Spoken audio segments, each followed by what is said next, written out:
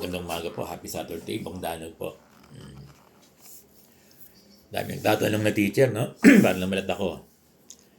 Sabi nila, Sir Bong, kasama po ba tayo doon sa in-announce ng Bangko Sentral o doon sa kanilang circular na 6 months grace period? To my understanding, meron ng BSP circular, no? Para sa mga bangko. Ngayon, tinatanong ng mga guro kung kasama tayo rito. Kasi para to sa mga borrower eh. Ngayon, ang pwede lang makapag-interpret ng kautusan na ganito ng Bangko Sentral ay yung DepEd kung kasama tayo dyan. Kasi yung mga Bangko Sentral kahit hawak na nila yan, hindi sila mag-execute probably nung 6 months na grace period. Kasi sila, tanggap lang sila ng tanggap ng ibinabayad ng DepEd sa mga utang natin. Kasi hindi naman tayong nagbabayad eh. Kasi sa pagkakaunawa ko, kasi hindi lang naman ito para sa para sa lahat ito eh. Para sa lahat ito na nangungutang. Businessman, magsasaka, di ba? People all walks of life. English yun eh, no? Na may pagkakautang mga borrower sa bangko para sa kanila lahat ito. Palagay ko, kasama rito yung mga nagbabayad ng ng car. Di ba? Kasi sila yung naguhulog eh. Pagkakaunawa ko, itanong lang din nila sa bangko ha. Don't take my word.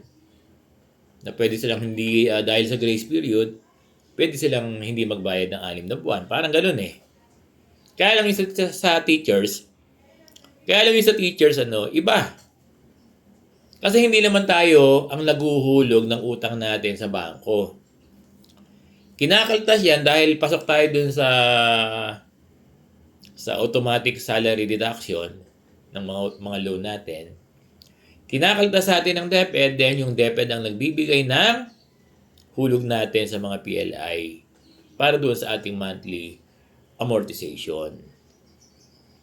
Ngayon, ang dapat mag-interpret niyan ay DepEd kung kasama tayo dyan. Kasi to my understanding, meron ng circular eh.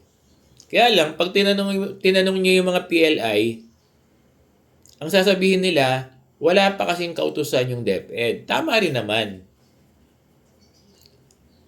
Eh siyempre, ang PLI, tanggap lang ng tanggap eh. Diba? Kung ibigay ng DepEd, alam nga, soli nila. Kasi dito, parang sinasabi ng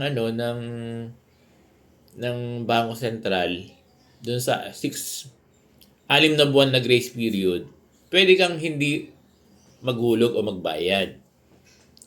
Kaya lang yung case natin iba. Hindi naman tayo personal na nagbabayad dun sa bangko. Nagigit nyo ba? Ang nagbabayad para sa atin ay yung DepEd. Ang nagbabayad para sa ating mga utang. Ngayon, kung may interpret ng DepEd na kasama tayo doon, dapat huwag ihulog ng DepEd yung 6 na buwan na grace period sa PLI. Bagkus, yung 6 na buwan ay ipapasok mo na sa mga ATM ng guro. Isasama doon sa sahod. Ganun yung thinking ni Sir Bong, ha? Ganun yung pagkakaunawa ko kasi meron ng circular ang bangko. May kautusan na. Oo. Palagay ko, dapat yung mga may utang, magtatanong muna sa bangko. Diba, yung mga naguhulog ng kotse, naguhulog sa lupa, naguhulog sa bahay, ano pa? Naguhulog ng loan nilang personal. Hindi lang naman siguro eh. Kaya lang, kasama ba yung teachers dyan? Kasama ba yung PLI dyan? Kasama yung mga bangko dyan, of course, na inutangan natin. Kaya lang, kasama ba dun yung yung isususpend muna yung salary loan deduction natin na ginagawa ng DepEd, no? Ngayon, kung may interpret ng ating DepEd na kasama yung mga guro dyan sa 6 na buwan na grace period, dapat huwag ihulog ng DepEd sa PLI yung mga monthly amortization natin for 6 months kung kasama tayo. Kasi kung kasama tayo, magbibigay ng directive o info, diba, sa PLI na for the meantime ay hindi muna ihuhulog ng DepEd yung mga monthly amortization ng teachers bagkos ibibigay muna. Ibabalik muna sa mga guro. Kung ang interpretation ng DepEd ay kasama tayo dyan. Pero kung ang interpretation ay hindi tayo kasama dyan, wala. Nga tayo talaga. So, nagiget ba yung punto ni Sir Bong? Kasi meron ng meron ng BSP circular At ina-apply na yan ng mga bangko. Ng mga, alam ko, ina-apply na yan ng City Savings, East West, BDO. Oo. Kasi hindi lang naman tayong client nila. May mga client yan ng mga businessman, di ba?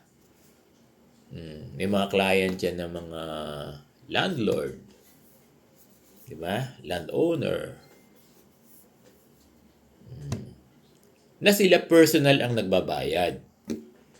Na to my understanding, pwede nilang i-avail yung 6 months na grace period na hindi sila po pwedeng habulin ng bangko. So, nagkakaintindihan tayo? Oo. So, ngayon, dapat ang tanungin ay ni Sir Benjo yung DepEd, no? Sir Benjo, kung kasama ba tayo dyan? Or, alam ko naman, meron din initiative, maglalabas din ng comment, palagay ko.